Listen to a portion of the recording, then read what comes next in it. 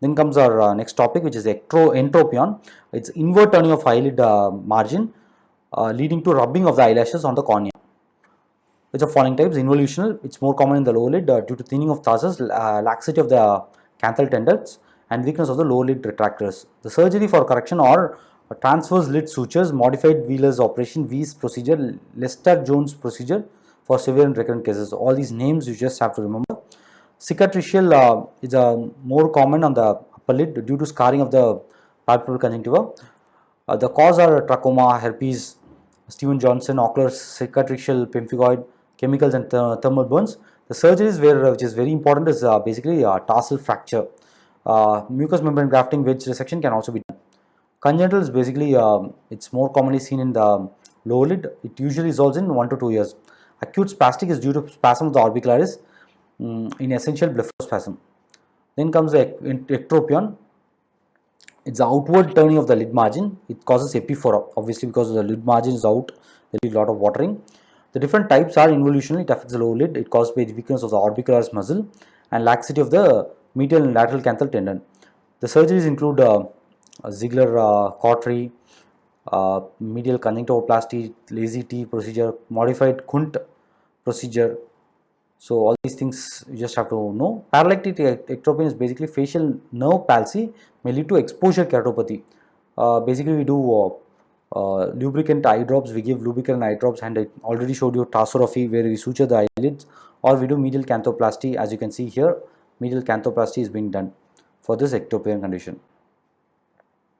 Then is other lid conditions such as trichiasis, inward turning or misdirection of eyelashes which rub on the surface of the cornea. Treatment includes epilation, electrolysis, cryotherapy, all these things. Dystrichiasis, presence of second row of eyelash along the opening of the meibomian gland. Treatment is required only if the lash disturbs the cornea. Treatment same as trichiasis, the same thing, epilation, all those procedures. Trichomegaly, increase in the length of eyelashes.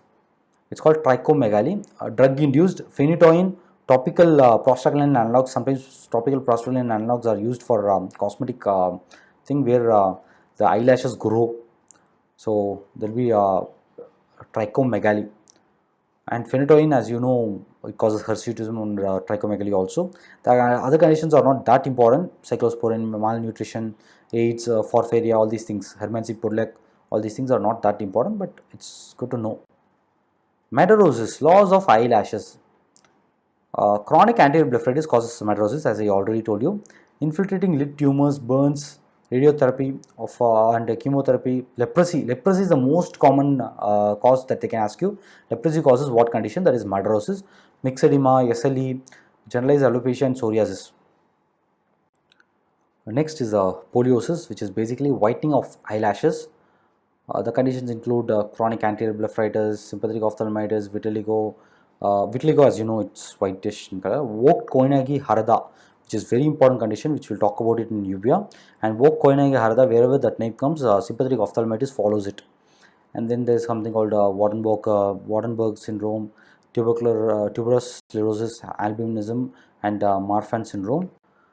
Causes of retraction include thyroid eye disease, contralateral ptosis, upper lid scarring, surgical overcorrection of ptosis, third nerve misdirection, Duane's, Perinaud's syndrome, infantile hydrocephalus. All these things can cause lid retraction.